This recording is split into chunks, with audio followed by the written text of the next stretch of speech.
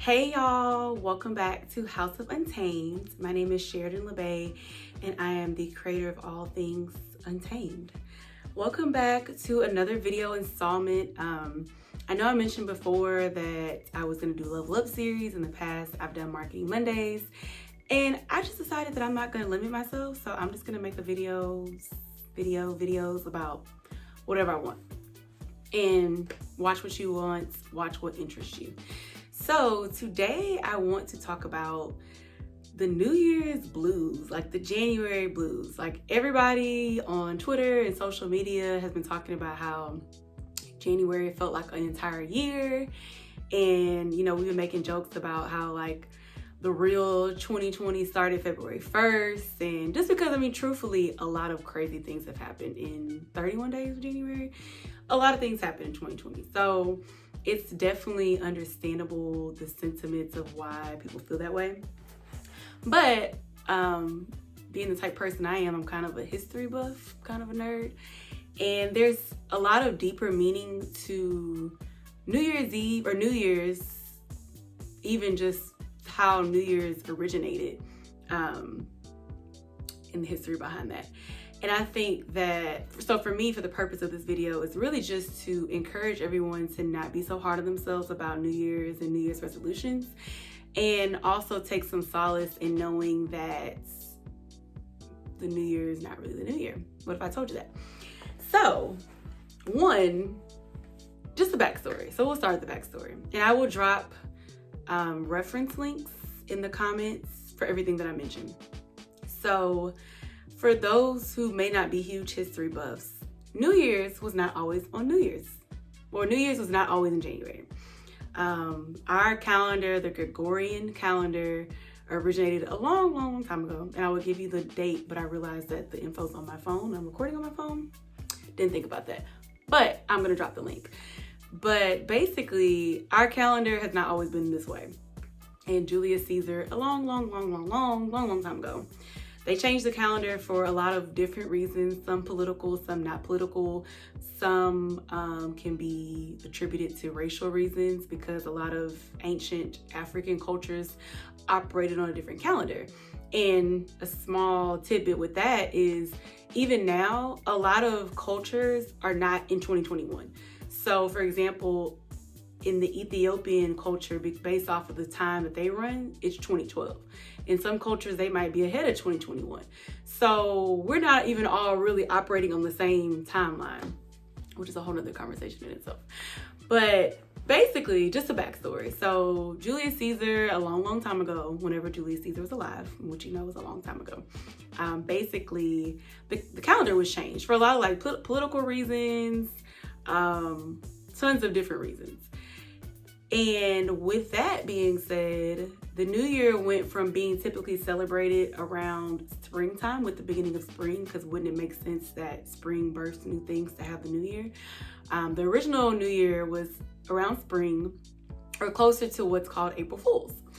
And the calendar was changed for different political reasons, and so I'll drop one of the links for you to read that in depth. But basically, it's kind of thrown off our natural cycles of how we operate as human beings.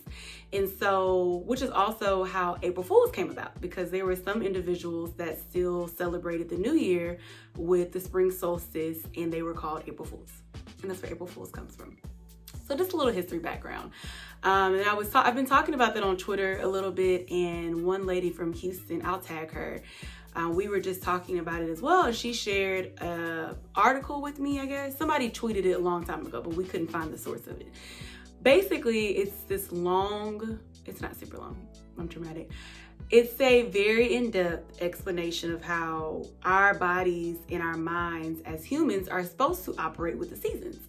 So for example, wintertime, it's very cold. We naturally feel inclined to be inside, eat a lot, sleep a lot, do anything that doesn't involve leaving the house, because that's naturally what we are supposed to be doing right now.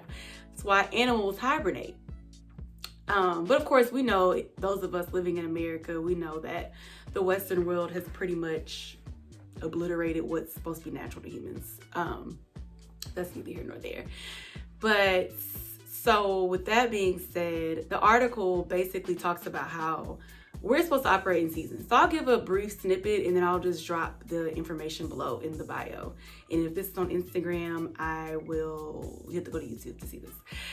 So basically, wintertime is supposed to be a time of mental work. So we're in the house, we're cold, etc. We can start thinking about our goals. We can start researching what we need to implement those goals. So for example, for me, I'm very transparent to an extent, and I'm working on transitioning into real estate and interior design. So my next 2 or 3 months is going to be spent watching a lot of YouTube videos about it, reading books, just taking notes and acquiring knowledge. The example and what I'll post below on YouTube is the example of you want to start a garden. Now is your time to do the research, figure out what you need, figure out who you need to be talking to about that. And then we go into spring.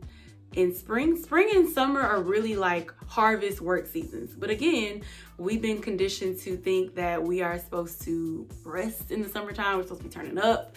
We have 12 hours of sunlight. Like, we're about to go drink all day. And that's really not what we're supposed to be doing naturally. Well, obviously, because we shouldn't be getting turned like that anyway. But I lost my train of thought. Okay, so with the spring and summer, spring is where we start planting those seeds. So spring births new things. That's when everything starts blooming, starts blossoming. That's when we start putting things into action. So we start going to the gym. We take that class. We execute this idea. And then summertime is a continuation of that because we've been blessed with unlimited sunlight or extra sunlight, giving us time to really execute. The sun is illuminating our goals and giving us the energy. Fall time is harvest, and we know that. I think if anything, even if for those who this information may be new, we all are pretty aware that fall is like harvest season. I mean, that's the most like obvious one. Fall is harvest season. So you've been working hard 6 months through spring and summer, not taking any vacations necessarily, not taking off, not ignoring your goals completely. Harvest season comes. So after the work that you've been putting in mentally in the wintertime and then actually physically executing it in spring and summertime, harvest season comes. And that's when you're able to really we're supposed to be able to enjoy the fruits of our labor, literally, like harvesting. And even the example, it's like, it's cheaper to travel in the fall. And it's just so many things. And I kind of always knew, not in the back of my mind, I can't remember the first time when I really felt like, okay, it doesn't make sense that the new year starts in January. I would be lying if I said that. But I am one of those people that I question everything. And so once I found out what the meaning behind April Fools and the meaning behind, or when the actual New Year is supposed to start, I was like, it makes sense. Because if you're like me, like my own personal background, my birthday's in December. 2 of my best friends' birthdays in December. Like literally from October to New Year's, like it's birthdays nonstop. Like all of my closest friends have birthdays. We got Thanksgiving, we got holidays. And then you get to January 1st and you're like, oh, now I can just, all of a sudden we think that we're supposed to miraculously like turn into like this, I go to the gym 5 days a week and I'm reading my Bible plan and I'm meditating every day and I'm waking up on time and I'm doing all these things. And it's like, it really doesn't make sense. It really doesn't. Like, it really doesn't. If you really think of it in the grand scheme of things, how insane we are to put so much pressure on ourselves to think we're going to go party, indulge, slack off for 3 months from, I'm saying October to January, because that's usually the time, once like Halloween comes, people are in holiday mode. And we think we're supposed to go from that to January and executing all these goals. And I think that is why so many of us get so discouraged and we get so burnt out and we just feel so, not hopeless, but we put so much pressure on ourselves to execute. And January is not, winter is not for execution. Literally everything around us is dead. Literally. The trees are dead, people are inside, it's cold outside. Like, it's literally the time that we are supposed to literally just be in the house, Netflix and chilling, ordering Chinese, working on our goals, reading things about it, making a plan, and then executing when springtime comes, because that's when things blossom. And so that was really the gist of what I want to talk about. I think that a lot of us put so much pressure on ourselves because it's like new year, new me, all these resolutions. And for me personally, I'm kind of biased because my birthday's in December, but I treat my birthday as my new year. And that's not to say I haven't always been that way. When I was younger, I used to love doing vision boards, and I still love doing vision boards, but I really treat my birthday as the start of my new personal year. So when 2020 comes, I'm like, okay, cool. I've already been thinking about what I want to do because my birthday was in December. So that's something else for individuals to think of, is maybe not operating with a new year mindset of when January 1st hits, but when your birthday hits, that's your personal new year. And if not, I really urge anyone listening or watching this video to really, I think we are collectively getting back to operating with the natural rhythm of life, because that's how God made it. Like, God made it really simple. Then we came in and we made all these rules, and we got time, and we got 9-to-5 jobs. We just came in and made life harder than it was designed to be. And now it's like, of course, we have to kind of play the game a little bit, regardless of how woke we may be. But I definitely urge anyone listening to really just be kind to yourself and be easy to yourself. I think that we all get caught up in the idea of, oh my God, it's January, now it's February 2020, and I haven't gone to the gym once, or I've been sleeping in, or, I urge individuals to make a plan. Like, wintertime is for making plans. The only thing I didn't agree with the excerpt that I'm going to drop below, it's waiting to go to the gym to the springtime. But if that's you, cool. Like, you don't have to listen to me. I just have to keep habits going. Gym is one of them. But so for me, I guess to share what I'm doing in this time, I'm resting. Like, I was off for 2 weeks because I work in the education system. I rested. And that's saying a lot for me, because anybody that knows me knows that I am a busybody. And I was off for 2 weeks. I was taking bubble baths every day. I was sleeping in. I was like cooking really good meals. I really enjoyed like cooking for myself. So also, I guess to share what I'm doing now. So my February, I've mapped it out to where I have a pretty flexible day. And I've mapped out what I'm going to be doing hour by hour. And of course, that's going to deviate. Somebody might call me into a meeting. I might be sick one day, like, things deviate. But I have an ideal plan of, like, I know I want to research for 2 hours every day, whether it's like YouTube or reading.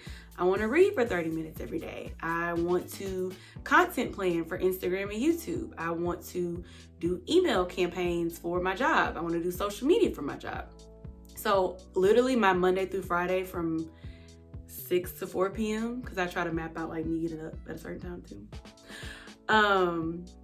It is mapped out, and that's going to hold me accountable, because I have goals that I want to reach, and I'm not going to reach them by I don't feel like I'm going to reach them by putting 3 arbitrary tasks on my to-do list every day, versus I know at 1 o'clock, even if I'm doing work for work, I can be listening to a YouTube video about something else. So that's just something that I'm saying is working for me. I just started it like 2 days ago. But I think it's helpful because it does hold you accountable. And then you get to come home and still enjoy your time at home. Like, after I do this video, I'm probably going to take a nap, and I'm going to cook this recipe for kebabs I just made, and hopefully go to the gym tonight. But my gym classes start pretty late, and sometimes I sit around the house and I'm like, do I really want to go to the gym at 7 o'clock? But teach us his own. And I really just encourage everyone to not be hard on yourself. Like, seriously. I think that we get caught up in social media too. Social media can be really positive or really detrimental, just based on your own mental stability. I know that sounds extreme, but I think we all interpret things how we want, based on our own emotional and mental compass. So definitely encourage you to check out the links below with more information, and really map out your life based off of the flow of how nature works. Like, why work against nature? There's I call it like a spiritual new age.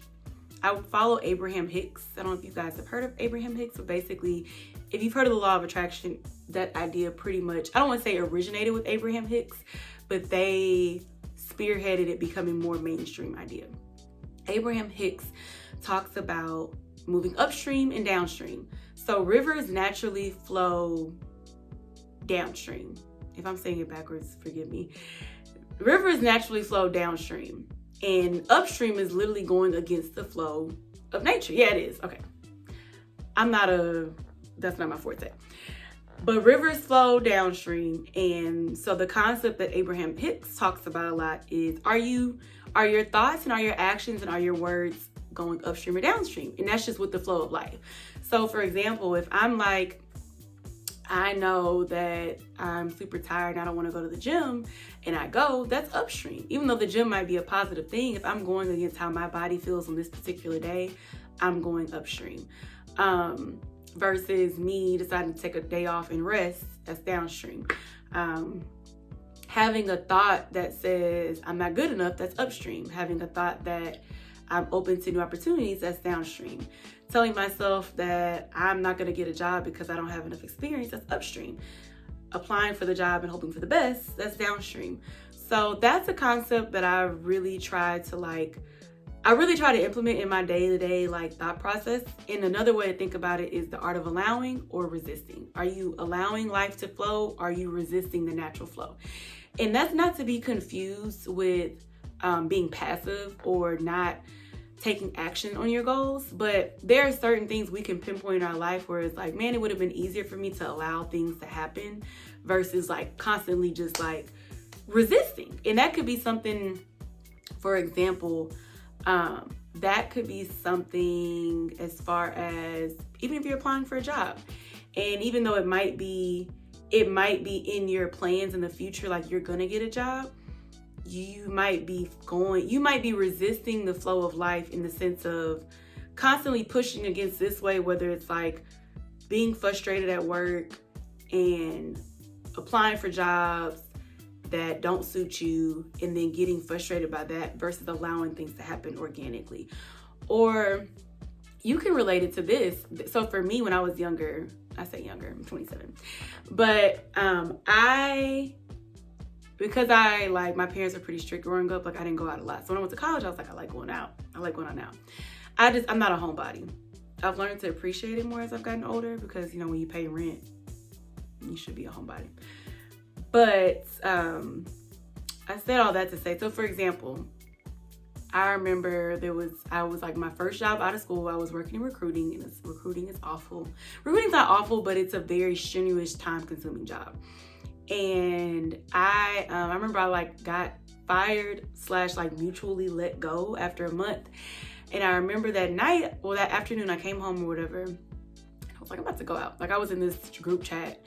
It's a big group chat. And so we were meeting to go out somewhere. And I remember I was going out wherever I was driving. And then my car, I randomly hopped the curb leaving my parents' neighborhood because I was still living at home at the time. And my car got stuck and I drove a Jeep. So it didn't make sense for my car to get stuck, but I got stuck. And my mom is always a big proponent to fault mom. But she's always she just goes with the flow. My mom is she's not going to force anything. And if it doesn't feel right, she can change her mind and be I don't want to do it anymore. I changed my mind, sorry. And I really admire her for that because I'm one of those people that if I do commit to something, I'm going to not that she won't commit, but I'm going to see it through. Or I used to be like this. I would see it through even if it didn't sit right with me later down the line, or I just couldn't do it. I would make it work. And so I remember that day, and I kind of apply it now to my life when if I'm trying to go out somewhere and things just seem they're not really working and it's almost forced, I just don't do it. I just don't do it. And I think that is something that all of us as Americans, definitely, I'm sure there's other people listening, hopefully from other countries, but as Americans living in a Western society, we do not allow life to flow as much as it could. There's so many things that can happen and can unfold if we actually just let it versus trying to put our hands in everything and trying to play God, really. Regardless of your religious beliefs, trying to play God, creator, universe, trying to play a bigger role than what we play. And we all do it. I stopped myself, I've gotten better at it, but I stopped myself a lot. And I'm just you know what? If it's meant for me to go out tonight, if it's meant for me to get this job, if it's meant for me to, whatever it is, go on this flight. I've done it before. My last example, I've done it before on a trip. I was supposed to go to this festival in LA like 3 or 4 years ago. I'm so sad that I missed it, with the Hive Society, this nonprofit that I was part of. And I remember there was like, it was randomly like really a heavy rainy season in California. And so it was like there weren't flights going into LA, and everybody was getting rerouted to, it was like not Santa Monica, like some other beach. Malibu, no, it wasn't Malibu. It was somewhere south of LA, some beach south of LA. And I remember like people, all these flights were getting canceled, delayed, etc. And I remember I sat at the airport for hours. And I was just like, man. And I was already forcing it anyway. Like I was fresh out of college. I barely had money to go. But I was one of those people, like if I wanted to go somewhere, I was going to make the money happen. And I remember I was sitting at the airport probably like 3 or 4 hours. And I was like, I should just go home. And of course my mom, as I told you earlier, my mom was like, just take your loss, take your L. And I think I really only took an L with the ticket. I couldn't get the ticket back for the festival, but they gave me because they canceled the flight, I was able to get my money back from the airline. And so I ended up staying home and I got Papados and chilled. But those are all moments, and you never know what you're being saved from by not forcing something. Like, I know we talk about that all the time with like the people with 9/11 who almost were there. I'm sure there's plenty of times where you can think about, man, if I had left 5 minutes earlier, I would have been in that car accident, or I would have, whatever, fill in the blank.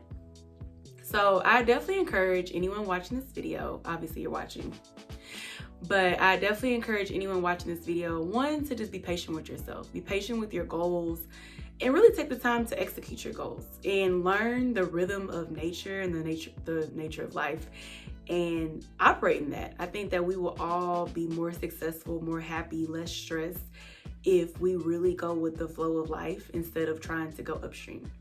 So I definitely encourage you to go downstream as much as possible and to remind yourself to go downstream as we're going through the ebbs of life, and to really enjoy this period of rest in winter, because spring and summertime aren't going to be rest periods. And then enjoy the fruits of your labor when fall comes. And I really appreciate you watching this video. I hope that something that I've dropped in the video has helped you at least not be so hard on yourself and take the time to really just enjoy winter. Don't feel bad about watching the 10th episode of your Netflix series.